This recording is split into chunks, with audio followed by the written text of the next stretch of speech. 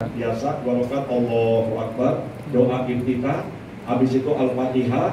Setelah Al-Fatihah rakaat yang pertama qul ya ayyuhal kafirun. Rakaat yang kedua setelah Al-Fatihah qul huwallahu ahad. Setelah itu Assalamualaikum selesai, kemudian ibu berangkat. Jangan lupa baca doa, ikuti saya. Bismillahirrahmanirrahim. Bismillahirrahmanirrahim. Amantu billah. Bismillahi. Intasontu ala Allah. Bismillahi. Tawakkaltu ala Allahi. La haula wala quwata illa billah aliyil azim. Ibu keluar ya dari rumah ya, silakan ibu pamitan dengan keluarga sambil ibu doa, ya Allah, hasbunallah wa ni'mal wakil, ni'mal maula wa ni'mal nasir. Berikan perlindungan ya Allah kepada keluarga kami yang kami tinggalkan. Setelah itu, biasanya mohon maaf kalau orang Betawi diajarin tuh, ya diajarin orang Betawi mah. Jadi kalau diajarin, mohon maaf, udah kayak kita mau meninggalkan rumah selama-lamanya. Karena memang jujur, dan mohon maaf ya, kemarin jamaah kita seorang ibu-ibu meninggal dunia di sana. Subhanallah ya. Jadi ibu bisa bayangkan meninggal di sana. Ada satu hadis riwayat yang pernah saya baca, orang yang meninggal di Mekah dengan di Madinah itu udah dijamin ya, haram tubuhnya disentuh oleh api neraka ya. Ibu bisa bayangkan disolatin 40 orang aja wajib surga buat dia. Ini disolatkan di Masjid Nabawi, disolatkan di Masjidil Haram, subhanallah ya. Dimakamkan di Baqi, dimakamkan di Maklah, masya Allah ya. Ini ngomong kematian pada mengkerat semua ini ya, masya Allah. Tapi saya doakan mudah-mudahan selamat, mudah-mudahan lancar, mudah-mudahan panjang umur, amin ya rabbal alamin. Hadirin yang berbahagia, para jamaah yang saya hormati. Kemudian setelah pamitan selesai, kemudian berangkat dong, ya, berangkat ke bandara. Setelah di bandara nanti kumpul dulu. Setelah kumpul, mohon maaf, biasanya kalau nggak puasa di kafe-kafe kita suruh makan dulu, ya. Kemudian setelah kita makan, dikasih lagi briefing. Di kita itu kurang lebih tiga kali. Pertama manasik di kantor pusat, yang kedua manasiknya di kafe, yang berikutnya nanti ibu manasik lagi biasanya nanti di atas perjalanan. Diberitahukan lagi sama ustaz-ustaz kita apa yang harus ibu lakukan, apa yang ibu larang-larang dan sebagainya. Kalau memang sudah melakukan ihram, apa saja yang dilarang, itu pun dikasih tahu. Bagaimana melakukan niatnya, itu pun nanti dikasih tahu, diajarkan lagi. Jadi nggak usah ibu Pak Ustaz ini bagaimana. Ada jamaah saya, mohon maaf ya, jamaah kita itu pas besoknya mau berangkat seperti kayak orang mau ujian. Ya, aduh belum, mohon maaf Pak Ustaz, belum hafal doanya. Kemudian nanti di sana bagaimana? Tenang Bu, di sana kita ya layani semuanya. Jadi nanti TR, tadi TR itu turun di jalan, nanti setelah sampai di Jeddah ada lagi ustadz yang nyambut. Ya, setiap bis ada satu memang protapnya. Ya, supaya kenapa? Ibu dilayani di sana. Ada tanya jawab di sana. Ibu perlu bertanya, silakan tanya kepada ustadz. Ya, jadi ada ustadz perwakilan kita di sana nanti. Ustaz, saya belum hafal. Siapa yang suruh ngapal? Ada yang suruh ngapal? Mengujian? Nah, ya, dibikin enak aja udah. Pokoknya nanti doa-doa semuanya ustaz yang baca, ibu tinggal amin-amin aja. Ya, itu dia. Karena nanti kalau untuk tawaf kita pakai headset. Ya, nah pakai ginian. Nah, jadi Allahumma beneran. Ya, inna nasma jamaah ibu-ibu Ustaz. Suaranya kencangin Pak Ustaz. Padahal saya udah kencang, budeknya tadi. Nah kalau budak ya justru saya. Itu bukan urusan saya itu ya. Nah itu. Jadi seperti itu. Setelah ibu berangkat di Jeddah, di bandara, mulai foto-foto ya.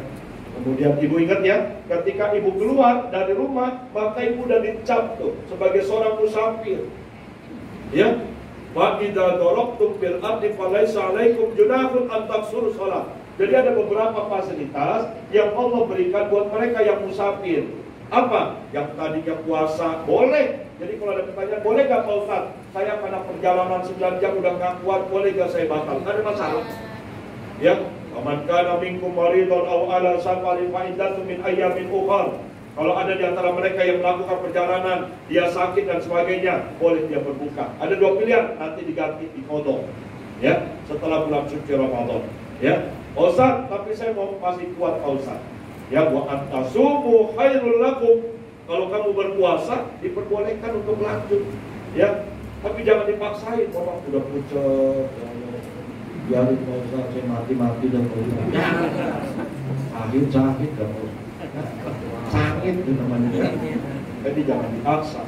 La yukallifullahu nafsan illa wus'aha. Ya, jangan terlalu membebani. Ada dua pilihan, ibu mau lanjut silakan, mau enggak juga enggak apa-apa. Ya, itu dia. Hadirin yang berbahagia, kemudian kita mulai naik ke pesawat, lanjut. Langkah demi langkah sudah kita mulai memasuki, ya. Alhamdulillah satu-satunya travel yang di Indonesia yang punya pesawat pribadi kita doakan. Alhamdulillah ada al-hijaznya, ya. Cicilan keempat. Alhamdulillah. Setelah masuk, ya bangkunya udah ditetapkan, nomornya jangan lupa. Ya nggak usah ribut, nggak usah. Kalau al-hijaz ngeblok, ya semua tinggal tukar-tukaran aja. Bu, mohon maaf, boleh saya tukar? Kenapa? Mau saya sama orang buat ya, mau saya sama suami orang lain, nah itu dia ada. Nah itu kalau itu boleh tukar-tukaran. Yang penting dulu tenang dulu. Biasanya tukar-tukaran kalau pesawatnya udah di atas. Ya, nah jadi ibu duduk, ibu tangkap, udah sesuai dengan nomor dulu. Setelah sesuai dengan nomor duduk dan sebagainya, nah, mohon maaf, siapa yang baru pertama kali naik pesawat? Ada? Jujur, belum itu Ramadan. Biasanya saya lebih ya, udah mulai ya, jadi kapan lagi kan? Setelah berangkat udah mulai ingat perbanyak zikir kalau ya. Perjalanan ibu bukan untuk tur, bukan mau ke Bali, bukan mau ke Australia, tapi pengen ibadah. Perbanyak zikir. Saya sarankan kalau ibu beli tasbih yang ibu 99 kan gak enak kalau begitu. Ya, beli. Apa zikirnya? Walhamdulillah, wala ilaha illallah, wallahu akbar. Dia berkata Subhanallah, walhamdulillah, wala ilaha illallah, wallahu akbar. Itu zikirnya, itu zikirnya standar tuh. Mau toa pakai itu sah. Ibu Saki pakai zikir itu sah. Gak pakai yang di buku gak ada masalah. Panjang-panjang yang di buku, ya itu dia. Satu lagi apa? Sholawat banyakin. Kenapa? Karena kita pengen tamu dan datang ke rumah baginda Rasulullah. Sayyidina Muhammad wa ala ali Sayyidina Muhammad. Coba ibu kalau itu bisa takar 9 jam ibu perjalanan, berapa ribu ibu udah sholawat? 100 sholawat saja janji Rasulullah. Barang siapa yang sholawat kepadaku 100, Allah kabulkan hajatnya 100. Ya.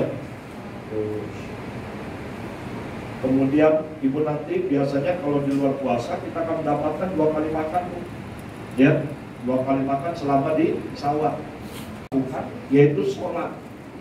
Saya bicara gini kenapa? Karena banyak saya temukan jamaah-jamaah haji, umroh, waktunya sholat tidur, ya, sholat tetap.